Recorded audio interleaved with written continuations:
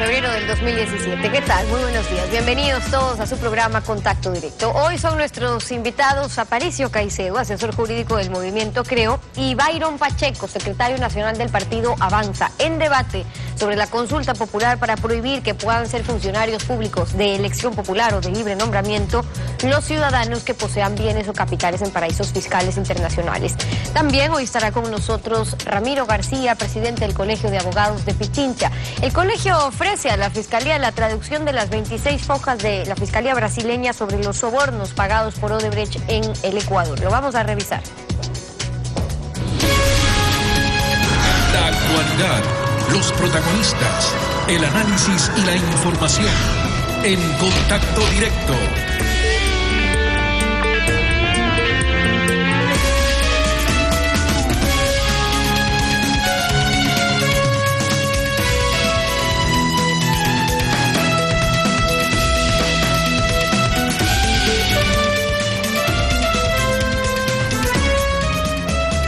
¿Qué tal, Alfredo? Buenos días. ¿Cómo te va?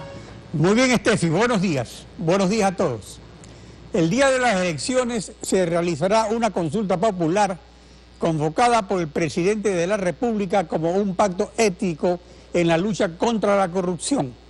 La consulta tiene una sola pregunta.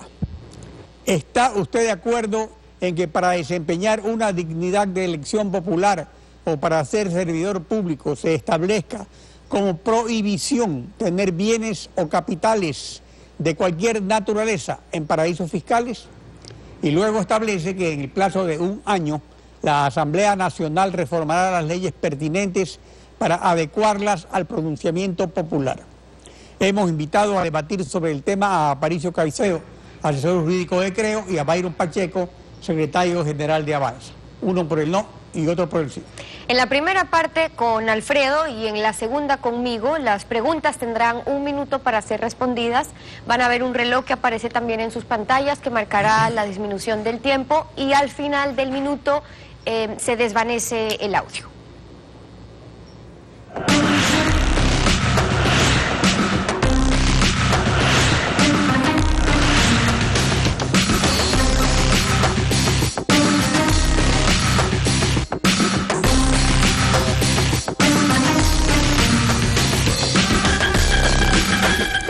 Byron Pacheco por Avanza y Aparicio Caicedo por Creo. Buenos días, bienvenidos a Contacto Directo. Buenos días. Hay aspectos jurídicos, Muy buenos días, doctor, electorales y éticos en la pregunta de la consulta. Comenzamos con el aspecto ético, con Byron Pacheco primero. Primera pregunta. ¿Esta consulta popular o pacto ético surgió a raíz de la conmoción que causaron los papeles de Panamá, que ha permitido evidenciar varias redes de corrupción al interior del gobierno? Una sobre los contratos para repotenciar la refinería de Esmeraldas, otra en el caso Odebrecht y otra para la cadena de intermediarios en la venta de petróleo a China. ¿Podía la Asamblea haber tomado ya las decisiones legales pertinentes sobre paraísos fiscales en vez de esperar hasta el 2018 si es que gana la consulta? Lo podía hacer reformando la ley orgánica de servicio público y el código de la democracia, pero la mayoría oficialista es la que marca la agenda en la Asamblea Nacional y no lo ha hecho. Lo propuesto por el presidente de la República respecto a un pacto ético que será puesto a consideración del pueblo ecuatoriano el 19 de febrero, por supuesto que tiene características de valores, y entre ellos la ética, como su nombre lo indica. No es posible, no es admisible, no lo podemos aceptar de que ciudadanos que en este momento necesitan empleos en cientos de miles, 4 de cada 10 ecuatorianos no tienen trabajo y lo que se necesita es generar trabajo, pero los recursos que son enviados a través de offshores a paraísos fiscales llegan a estos paraísos fiscales en donde no pagan impuestos, lo que significa que si esos dineros estuvieran acá estarían generando empleo, trabajo, producción y mejorando las condiciones económicas del Ecuador. Por eso me refiero que es antiético. Aparicio, su turno. Bueno, No pagar primero yo impuestos, creo que hay que llamar a las cosas por su nombre. Este supuesto pacto ético de ético no tiene nada. Es una consulta, un capricho del señor presidente de la República dedicado a una persona en exclusiva, a un candidato presidencial en exclusiva, a Guillermo Lasso. ¿Por qué? Porque el presidente de la República sabe hace mucho tiempo que el único con opciones de derrotar al correísmo en las urnas es Guillermo Lasso. Y qué bueno que Byron habló de empleo, porque Guillermo Lasso, si se ha destacado en su vida, es por una trayectoria de creación de empleo. Más de 100.000 empleos directos e indirectos creados en muchos emprendimientos y una destacada trayectoria como emprendedor. Yo creo que precisamente, si fuera un pacto ético, este pacto celebraría que existan personas como Guillermo Lasso en el Ecuador. Segunda pregunta. Respecto a la tenencia de bienes o capitales en paraísos fiscales, el presidente Rafael Correa señaló lo siguiente, veamos. Y por ejemplo, ¿cómo impresiona? Nos saca el papel. Y esta compañía, el mismo abogado que le hizo a Alex Bravo, le hizo a Pedro Merizalde. Si hace una compañía en paraísos fiscales no es delito. El delito es tener depósitos de millones de dólares fruto de las coimas. Y eso es lo que tiene Alex Bravo y no tiene Pedro Merizalde. Es decir, que solo es lícito tener ingresos mal habidos en paraísos fiscales. ¿Qué opina al respecto, Byron?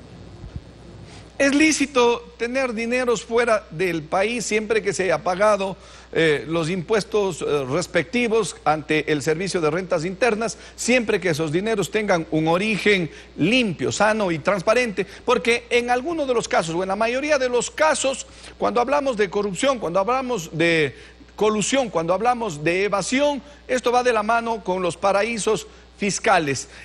Lo que estamos hablando y lo que nos estamos refiriendo es de que gran parte de la corrupción que hemos visto y hemos escuchado en estos días están relacionados con los famosos Panama Papers o paraísos fiscales. Existen cerca de 90 o 100 paraísos fiscales en el mundo. El Ecuador reconoce 87 paraísos fiscales, y la forma de combatir la corrupción, como nosotros lo planteamos, es cerrando puertas, blindando, cerrando ventanas, los mecanismos que utilizan los corruptos para llevar su dinero, para lavar su dinero, porque una forma de blanquear y lavar los dineros son a través de los paraísos fiscales. Por eso...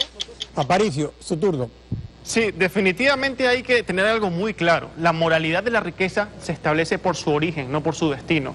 Y aquí estamos hablando que quieren satanizar incluso aquellas personas que invierten en el exterior con dinero bien habido, con dinero bien trabajado. Yo no tengo aquí que demostrar que Guillermo Lasso tiene una trayectoria excelente como empresario y que toda su vida ha sido un hombre honesto, pero sí llama la atención, en cambio, el origen del patrimonio del presidente, cuando vemos que el presidente tiene, bajo el influjo de su poder, unas sentencias judiciales que le dan cuantiosas cifras como indemnización, mientras otros ecuatorianos, por ejemplo, por contagio de VIH, reciben $500.000, otro por una ejecución extrajudicial, sus familiares reciben apenas $358.000. El presidente de la República, por su ego herido por un artículo, recibió una sentencia a favor por $30 millones, sin contar sentencias anteriores contra el Banco del Pichincha por $600.000, la cual sí cobró. Siguiente pregunta. Sobre la tendencia de inversiones en paraísos fiscales, Rosana Alvarado, presidenta encargada de la Asamblea Nacional, indicó lo siguiente, veamos. Creo que dice ya mucho una persona que prefiera invertir fuera de su país sin tener pues ninguna responsabilidad tributaria con el Servicio de Rentas. Habla mucho de quienes llevan sus recursos, pretenden defender la dolarización llevándose los recursos del trabajo de los ecuatorianos fuera del Ecuador. Este sí es un señalamiento ético, aunque de contenido ideológico, obviamente. Byron, ¿qué opina? Bueno, tenían el tiempo suficiente, cerca de 10 años, para reformar un par de leyes y se evitaban cualquier tipo de circunstancias como las que están manifestando. La pregunta que hace el presidente de la República yo considero que es incompleta. O sea, que está bien de que alguien que pretenda ser funcionario público no tenga recursos, dineros, inversiones en paraísos fiscales, pero ¿en dónde quedan aquellos funcionarios públicos que tengan recursos o inversiones en aquellos sistemas financieros de otros países que no son considerados paraísos fiscales? Cualquier banco de Norteamérica, de Europa, etcétera, etcétera. No nos olvidemos que cerca de 6.7 billones de dólares están en paraísos fiscales que producen una evasión tributaria a nivel mundial de 145.000 millones de dólares. En el Ecuador, lo que sale en divisas, 31.000 millones de dólares, de aquellos 4.000 millones de dólares van a parar en paraísos fiscales. Eso es antiético, eso no es responsabilidad con el país frente a lo que está viviendo. Aparicio. A nosotros nos alegra mucho que se hable de impuestos, que se hable de evasión y ese tipo de cosas, por una razón. Si hay alguien en este país que ha pagado todos sus impuestos, es Guillermo Lasso, que de 2010 a 2015 lleva pagados más de 11 millones de dólares en impuestos, 200 veces más que lo que ha pagado Lenín Moreno, que por cierto, en el 2015 no han pagado un solo centavo de impuesto, pese a haber tenido cuantiosas remuneraciones como funcionario o no funcionario en Ginebra. Cuarta pregunta. En ciertos giros de negocios, como el de comercio exterior, es normal tener cuentas en bancos extranjeros que pueden estar en Panamá, país al que el Ecuador, pero no todos los países, incluidos los miembros de la OCDE, no consideran ya un paraíso fiscal. Por ejemplo, Petrochina, que nos compra petróleo a Petroecuador, tiene cuenta en el Banco de China en Panamá. Y muchos exportadores e importadores ecuatorianos con conocimiento de SRI también lo tienen. ¿Habría entonces una discriminación que margina el ser servidores públicos de libre nombramiento a quienes se dedican a la actividad lícita del comercio exterior? Byron. Es diferente un servidor público, un gobernante, un dignatario, un asambleísta, alguien que ocupa un cargo de elección popular o, en términos generales, un funcionario público de cualquier otro ciudadano. Lo que se trata es partir de un principio. Los funcionarios públicos de por sí en el Ecuador son gente honesta y son gente de bien, pero también existen las excepciones, y las excepciones lamentablemente las estamos viendo en estos últimos días, de que ministros, funcionarios públicos de alto rango, disfrazados de gente honesta, no han sido más que una tarea de sinvergüenzas y de pillos que se han llevado la plata a través de ¿qué? De paraísos fiscales. Mi partido no tiene candidato a la presidencia de la República. Nosotros no estamos en este debate hablando a favor o en contra de determinado candidato. Nosotros estamos en contra de la corrupción, en contra de la impunidad. Estamos a favor de la justicia, de la honestidad y de la transparencia. No queremos que se institucionalice la corrupción en el Ecuador, y por eso mi partido hace este tipo de pronunciamientos de carácter moral, ético y jurídico. Aparicio, su turno. Yo creo que a Rafael Correa le molestan los paraísos de cualquier tipo, porque a los demonios populistas le gustan los infiernos, y por eso ha hecho del Ecuador un infierno institucional, fiscal y burocrático para todos los ciudadanos, emprendedores, periodistas, estudiantes, absolutamente todos. Y precisamente esa es la diferencia que nosotros queremos marcar con la candidatura de Guillermo Lasso, hacer del Ecuador un país próspero donde los ciudadanos sean libres y donde no tengamos que ponerle trabas al destino de su dinero bien habido, sino que nos preocupemos porque el origen del dinero de los funcionarios públicos sea legítimo, que es lo importante. Gracias a Byron Pacheco y a Aparicio Caicedo. Después de la pausa, Steffi continuará con la segunda parte del debate. Son las 7 de la mañana con 13 minutos. Nos vamos a un corte. Cuando regresemos, que es en nuestra sintonía, seguimos con Aparicio Caicedo, asesor jurídico del Movimiento Creo, y Byron Pacheco, secretario nacional del partido Avanza. La continuación del debate sobre la consulta popular. Vamos a hablar sobre la eficacia jurídica del pronunciamiento. ¿Hay alternativas más eficaces en la lucha anticorrupción? Lo analizamos al volver. Quédese usted en nuestra sintonía. La descomposición de todo gobierno comienza por la decadencia de los principios sobre los cuales fue fundado. Lo dijo Montesquieu, escritor y político francés.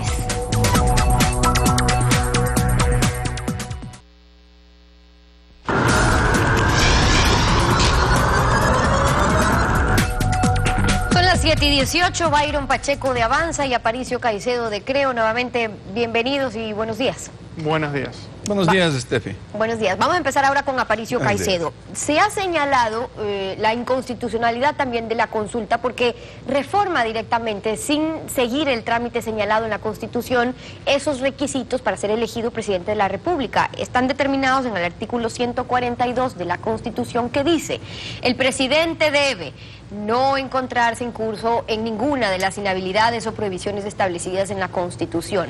Entonces, ¿puede la Asamblea emitir una ley que reforme la Constitución? Aparicio, su turno. Definitivamente no, Steffi. La Constitución es clara. Dice que para restringir derechos y garantías se necesita pasar por una Asamblea Constituyente. No se puede restringir derechos y garantías establecidos en la Constitución. Y, por otro lado, no se puede utilizar un mecanismo democrático como es la consulta popular con intereses personales, con intereses partidistas que son ajenos a la función pública. Eso vicia de nulidad absoluta esta consulta.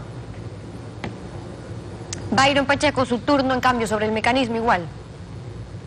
Bueno, la consulta ha sido propuesta por el presidente de la República y ha seguido la ruta que manda la Constitución. Esto es de ir a la Corte Constitucional para que sea quien califique dicha pregunta y luego presentársela al Consejo Nacional Electoral. El procedimiento está cumplido y dentro de la pregunta indica claramente cuál es el mecanismo. Una vez que sea aprobada, si es que resulta favorable el sí a la pregunta, pues habrán un año para que se pueda reformar la Ley Orgánica de Servicio Público y el Código de la Democracia y cualquier otra norma que se complemente a lo aprobado por el pueblo en las urnas. Y luego los servidores públicos tendrán un año para poder repatriar sus bienes de los paraísos fiscales en donde se encuentren. Así es que el procedimiento se ha cumplido, pero insisto que la pregunta se quedó corta, debería ser mucho más amplia, expandirla a otros sistemas financieros del mundo, porque no es posible de que alguien, si es que no tienen un paraíso fiscal y tienen cualquier otro banco en cualquier otro rincón del mundo, esté bien. Entonces, lo que pasa aquí es que también la lista de paraísos fiscales se establece mediante una simple resolución del SRI, que es una dependencia de la función ejecutiva. Es decir, no se necesita de una ley de la Asamblea, ni decreto ejecutivo del presidente, ni acuerdo ministerial para modificar esa lista en cualquier momento. Entonces, ¿qué ocurre en cambio con la eficacia jurídica de la consulta popular y las leyes reformadas si el SRI puede cambiar la lista en cualquier momento? Aparicio. Creo que ya en Ecuador estamos acostumbrados a un tropicalismo institucional bastante grave, ¿no? El SRI por esta consulta se convertiría en un árbitro que dice quién puede ser presidente o quién no puede ser presidente, quién puede ser funcionario público o quién no puede ser funcionario público, mediante una simple circular en la que establezca tal o cual paraíso fiscal. Pero, y menos, no se puede esperar menos aún de un SRI que ha tenido la desfachatez institucional de intervenir en campaña. En el último enlace sabatino, el director del SRI apareció promocionando una página web donde se difama a los candidatos de la oposición, mintiendo y estableciendo propuestas que no han hecho, como un flat tax de impuesto a la renta, lo cual es mentira. Imagínense ustedes el peligro que sería esto. Bueno, sobre los mecanismos que ya hablábamos, estas reformas legales que la Asamblea emitirá un año después del pronunciamiento popular, en caso de que gane el sí, considerando que las leyes no tienen efecto retroactivo ni tampoco pueden reformar la Constitución, ¿tendrá eficacia jurídica? Vamos con eso después de darle el turno a Byron Pacheco, porque no nos contestó sobre la anterior pregunta. Byron, mil disculpas, su turno. Bueno, yo le he respondido con mis expresiones, estimada Steffi. Tiene eficacia jurídica, estamos hablando de una consulta popular, la voz del pueblo es la voz de Dios. Si una constitución fue aprobada en un referéndum, una disposición de esta naturaleza también puede hacérsela. Nosotros en el próximo periodo legislativo, con nuestro bloque parlamentario de Avanza, en el que estará al frente Ramiro González y quien me reemplace a mí, Eugenio Morocho y otros legisladores, propondremos de que se pula esta normativa, porque necesita pulírsela, necesita afinársela, no está completa. Nosotros insistimos, no es que estemos a favor o en contra de un candidato, nosotros estamos en contra de la corrupción, de estos famosos casos Capaya, de los famosos casos Odebrecht, que mucha bulla ha habido hasta el momento, pero todavía los peces gordos, los tiburones, las ballenas no han caído presos, solamente tenemos las sardinas tras las rejas. Ahora sí, sobre el tema al que iba, porque claro, las reformas legales la Asamblea las tiene que emitir un año después del pronunciamiento, pero hay que considerar que las leyes pues no tienen ese efecto retroactivo, y entonces en el caso de para la eficacia que tendría con reglas constitucionales y legales diferentes para un presidente y asambleísta que fueron elegidos bajo otras normas, ¿qué pasaría? Aparicio, ahora su turno. A ver, no puede tener eficacia jurídica aquello que está contrario a la Constitución. Si la Constitución dice que la única manera de restringir derechos y garantías establecidos en la misma es la Asamblea Constituyente, no hay ninguna otra forma de hacerlo. Más aún, esto no le puede afectar al siguiente presidente entrante, por una razón muy simple, porque al momento de entrar y ejercer funciones, ninguna ley de este tipo está vigente. Eso podría, en el supuesto no concebido, afectar al siguiente término. Pero ya vemos que al presidente le importa poco el tema jurídico, es un tema eminentemente político que busca desacreditar una determinada candidatura y está logrando todo lo contrario, porque todo el mundo se da cuenta precisamente que es una persecución y es una utilización de los instrumentos democráticos para fines personales. Byron Pacheco, lo mismo, ¿se puede aplicar a un presidente y asambleístas elegidos con reglas constitucionales y legales diferentes? De ninguna manera, la ley rige a futuro, así es que en esto coincido con Aparicio, pero bueno, sigamos con el tema de los paraísos fiscales, que es lo que nos interesa, que van siempre de la mano de la corrupción, o hablemos en la mayoría de los casos, no podemos generalizar. ¿Cuáles son las condiciones para que exista un paraíso fiscal? Primero, que el paraíso fiscal no le da ningún tipo de información al país de origen de quien hizo la inversión, ningún tipo de inversión, un secreto guardado como si estuviera en una tumba. Segundo, no pagan impuestos, o los impuestos que pagan son mínimos. Es por esto que el SRI, a través de una resolución de enero del 2015, establece que irá retirando de la lista que va para el Ecuador son paraísos fiscales aquellos que vayan rompiendo ese sigilo bancario que permite impunidad, que protege corrupción, que permite el blanqueo de dinero, que permite de que traficantes de armas, narcotraficantes, lleven la plata a paraísos fiscales. Pero no nos olvidemos... Y si el propósito del fin de esta consulta es un pacto ético, Byron Pacheco terminó su tiempo, digo, si el propósito de esta consulta es este pacto ético en la lucha contra la corrupción, y dada la situación actual en varias redes de corrupción que ha sido evidenciadas también por los papeles de Panamá y actuando desde hace varios años, y también a esto hay que sumarle la deficiente y casi nula labor de la quinta función de transparencia y control, ¿no sería más útil y necesaria, por ejemplo, una consulta popular que suprima esa quinta función o la reestructure para que se cumpla su mandato de lucha contra la corrupción? Aparicio, su turno. Precisamente en Creo estamos proponiendo una consulta popular que se va a convocar el primer día, el 25 de mayo, va a ser firmado el decreto por el cual el CNE por el cual se convoca una consulta popular para precisamente preguntarle a la ciudadanía si está de acuerdo o no con mandar a su casa a todos los miembros del Consejo de Participación Ciudadana, es decir, del quinto poder, y demás autoridades nombradas por porque no han cumplido su labor de fiscalización, porque no han cumplido su labor de lucha contra la corrupción, porque no han cumplido sus deberes constitucionales, y por ello debemos generar a partir de ahí un proyecto conjunto con otras fuerzas políticas para reformar la Constitución y desaparecer este experimento fallido del quinto poder. Byron Pacheco, su turno. Estamos de acuerdo con Aparicio y con otras fuerzas políticas que creemos que se debe llevar a cabo una consulta popular. Nosotros somos gente de pensamiento democrático muy abierto. Nosotros, cuando hemos tenido que coincidir con el oficialismo en temas que le hagan bien al Ecuador, hemos coincidido. Cuando lo hemos tenido que criticar, no solamente que lo hemos criticado, hemos hecho el único juicio político en la década del correísmo al exministro de Educación, y lo hizo Byron Pacheco, lo hizo con el respaldo de la bancada de Creo. Y nosotros hoy en día estamos liderando un grupo de oposición para fiscalizar el caso de Brecht, y en eso estamos varios sectores de oposición. ¿Por qué no le proponemos al país, y hagámoslo, Aparicio, que las fuerzas políticas que van a estar representadas en la Asamblea Nacional, representando, valga la redundancia, al pueblo ecuatoriano, tengamos un acuerdo mínimo, luchar contra la corrupción? Eso es lo que nos exigen los ecuatorianos, ese es nuestro deber, un objetivo común, sea quien gane, cual fuere las elecciones, sea cual fuere la mayoría, unámonos en ese solo propósito: combatir la corrupción, que hoy se convierte en una exigencia ciudadana. Y ese es el reto de las fuerzas políticas también en el próximo periodo. Aparicio Caicedo y Byron Pacheco, gracias a ambos por presentar sus propuestas y observaciones aquí en Contacto Directo.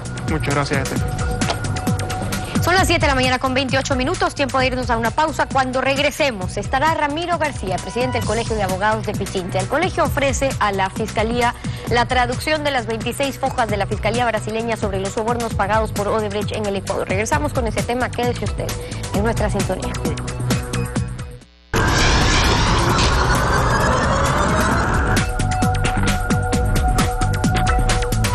26 fojas de información sobre los sobornos de Odebrecht en el Ecuador fueron devueltas el 7 de febrero por la directora encargada de Asuntos Internacionales de Fiscalía del Ecuador, porque están en portugués, al agente fiscal Wilson Mentor Toainga de la misma Fiscalía del Ecuador. La devolución fue hecha mediante oficio FGE GAEI, raya 2017 002134, raya 0. Y afirma que el Consejo de la Judicatura no cuenta con peritos acreditados en el idioma portugués para la traducción respectiva. Ramiro García, presidente del Colegio de Abogados de Pichincha, buenos días, bienvenido a Contacto Directo. Buenos días. El ofrecimiento del Colegio de Abogados para que peritos en lengua portuguesa traduzcan las 26 hojas sería realmente simbólico, porque este documento producido por la Fiscalía del Estado de Paraná, según lo que dispone el COIP, pasaría a ser reservado cuando lo traduzca un perito de la Fiscalía de Ecuador, o esto no es así. ¿Cómo es la cosa? Bueno, primero recordemos cómo inicia este tema Odebrecht. Esto inicia por una investigación realizada por la justicia estadounidense al señor Marcelo Odebrecht, quien está a cargo de la transnacional a partir de 2007, y esta investigación realizada por la justicia estadounidense... Al tema que yo le estoy preguntando, o sea, el ofrecimiento sí, que hizo no, es que después exacto, lo que pasa es que... Y lo que contienen las 26 hojas, que eso es lo más importante. Exactamente, lo que pasa es que esta declaración de Odebrecht ante la justicia norteamericana es luego trasladada a la justicia brasilera, incorporada e inclusive, recordará usted, convalidada por la Corte Suprema de Justicia del Brasil. Lo que quiere decir que todo lo que ha declarado el señor Odebrecht y continúa declarando, aparte todos los altos cargos de la compañía, ya están en el expediente brasilero.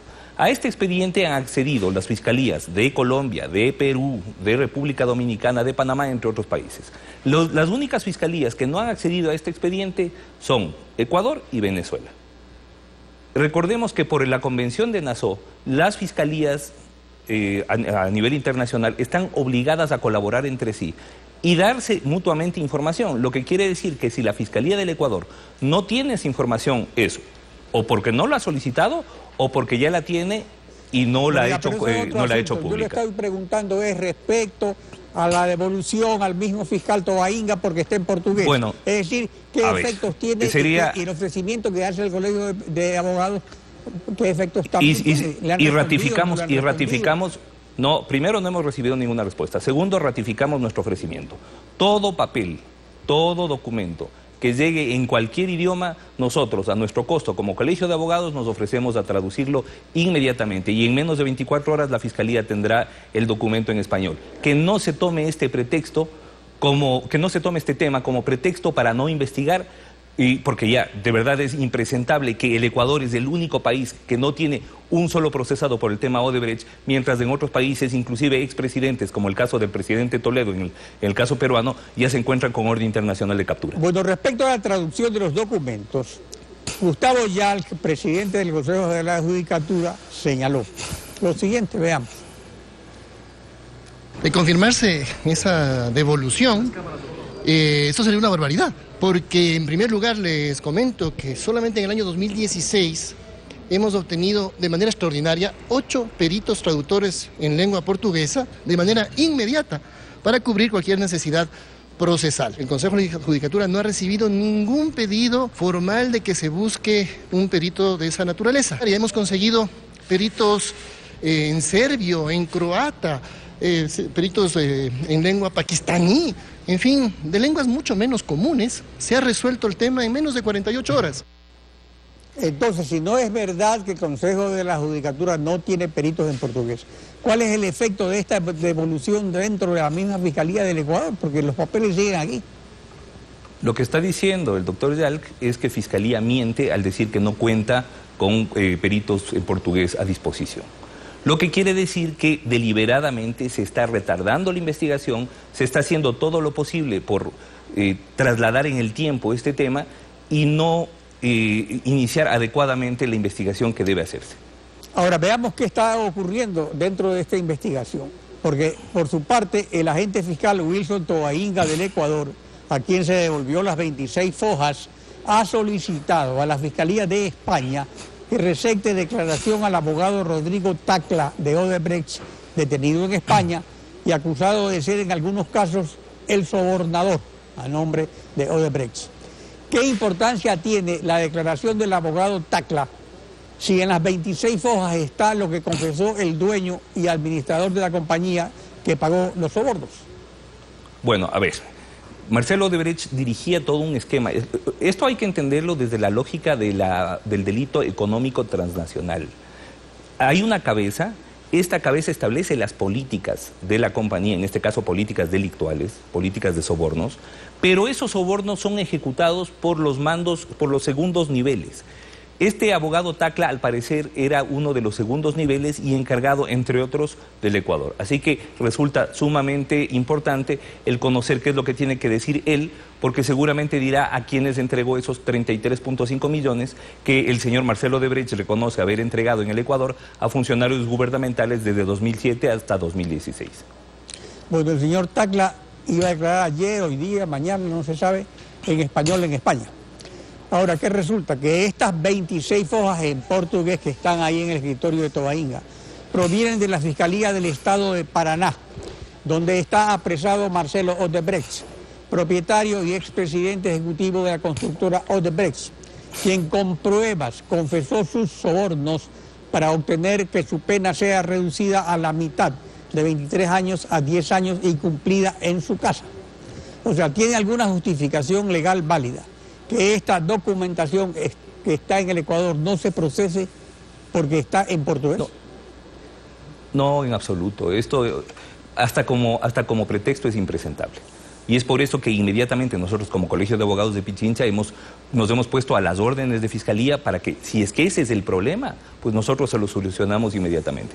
No tiene presentación que Fiscalía diga que por no contar con, además, traductores de un idioma que es tan parecido al español, son lenguas romances derivadas del latín igual, y que por tanto esas 26 páginas no las pueden entender. Entonces esto yo creo que ya es una tomadura de pelo a toda la sociedad y yo creo que ya es hora de decir basta, suficiente de garantizar la impunidad de funcionarios gubernamentales que han sido ya determinados como receptores de coimas por parte de Odebrecht.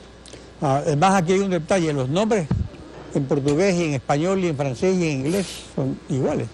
Bueno, evidentemente los nombres no se traducen, por lo tanto tampoco tiene sentido esto, pero insisto, lo que resulta evidente es que Fiscalía está actuando muy lentamente, que lo está haciendo desde una lógica política, no desde una lógica jurídica, y que no hay una investigación adecuada que permita que se procese eficientemente a quienes efectivamente recibieron sobornos. Pero aparte de eso también hay otro detalle. El señor Norberto Odebrecht, que es el nieto del fundador, fue presidente ejecutivo de la compañía de ese abuelo desde el 2008 hasta el 2015, en que fue apresado. Entonces resulta que ese periodo coincide justamente con el periodo en que se señala en el acta del Departamento de Justicia de Estados Unidos los sobornos ocurridos en el Ecuador. Es decir, que no fue pues el gobierno de Rodrigo Borja ni el gobierno de Lucio Gutiérrez, sino que fue en el actual gobierno. Esto implica justamente entonces una situación justamente muy específica. La investigación. Exactamente. La investigación abarca el periodo en el cual el señor Marcelo Odebrecht, nieto de Norberto Odebrecht, se hace cargo de la transnacional. Y esto es desde, entiendo yo, finales de 2007 hasta 2016 en que es apresado. Por lo tanto, no es que hay un direccionamiento dirigido a un periodo político específico, no, es un periodo de administración de la empresa. Por lo tanto, el periodo en el cual el señor Marcelo Odebrecht ha estado encargado de la transnacional es el que se investiga y es por el cual seguramente pues, nos llegarán de aquí a poco, cuando Fiscalía tenga la gentileza de investigar y de brindar esta información a la opinión pública, los nombres de las personas que recibieron coimas. A ver, pero ojo que la investigación... ¿Gentileza o de obligación? ¿Usted está diciendo gentileza en la Fiscalía? ¿Cómo es? Sí, lo que pasa es que ya en este caso las obligaciones no se han cumplido. Está claro que las instituciones del Estado actúan de acuerdo a pulsiones políticas, no a obligaciones jurídicas. Y bueno, apelamos al menos a la gentileza de Fiscalía que ponga en conocimiento de la opinión pública quiénes son los receptores de las coimas desde 2007 hasta 2016, que es lo que reconoció formalmente, por juramento, mediante testimonio y con pruebas, el señor Marcelo Odebrecht ante la justicia norteamericana, declaración que, insisto, ha sido convalidada por otros órganos judiciales latinoamericanos, excepto Ecuador. Y confirmada por 75 ejecutivos de la compañía de Marcelo Odebrecht. Pero el asunto aquí es que, aparte de la gentileza, la Asamblea Nacional, la Comisión de Fiscalización llamó al fiscal para que informe sobre el asunto en estos momentos tampoco ha dicho nada. Entonces, el Consejo de Participación Ciudadana está llamado a actuar, incluso a ser parte en una indagación judicial en casos como este de conmoción social, pero no se ha conocido de ninguna acción ni del Consejo de Participación Ciudadana, ni de la Asamblea Nacional, ni siquiera de los asambleístas de oposición. O sea, ¿cuál es su opinión? Pero, a ver, ¿qué confianza podemos tener en la Comisión de Fiscalización, que está presidida por una señora que cuando se entera que existen estos temas de Odebrecht, lo que hace es ir abajo del municipio con un megáfono a perifonear en contra del alcalde? O sea, esto no tiene sentido. Y resulta evidente también que se ha tratado de desviar la atención de la opinión pública de los verdaderos responsables. La declaración de Marcelo Odebrecht es muy clara. Habla de funcionarios de gobierno. Y eso lo dice textualmente. Por lo tanto, lo que queremos saber, y además, ojo, que en esto que caigan todos, todo aquel que haya cogido coimas, que sea procesado. Ahora, pero aparte de ofrecer los oficios de traducción al portugués del Colegio de Abogados, ¿hay alguna otra forma que pueda intervenir el colegio en este proceso que se inició de indagación previa? Justamente el día de hoy tenemos sesión de directorio, hablaremos sobre la intervención que podemos nosotros tener como sociedad civil, porque recordemos que el Colegio de Abogados de Pichincha representa un importantísimo segmento de sociedad civil. Y en ese orden de ideas, pues es muy probable que nosotros hagamos varias gestiones por nuestro lado y podamos colaborar a una investigación eficiente en este tema. Ramiro García, gracias por su participación en Contacto Directo. Estefi. Gracias a usted. Concluimos así esta emisión y como siempre lo hacemos agradeciéndole a usted también su confianza y sintonía. Nos volvemos a encontrar mañana, creo. Mañana continuamos rayando la desinformación en Contacto Directo. Buenos días.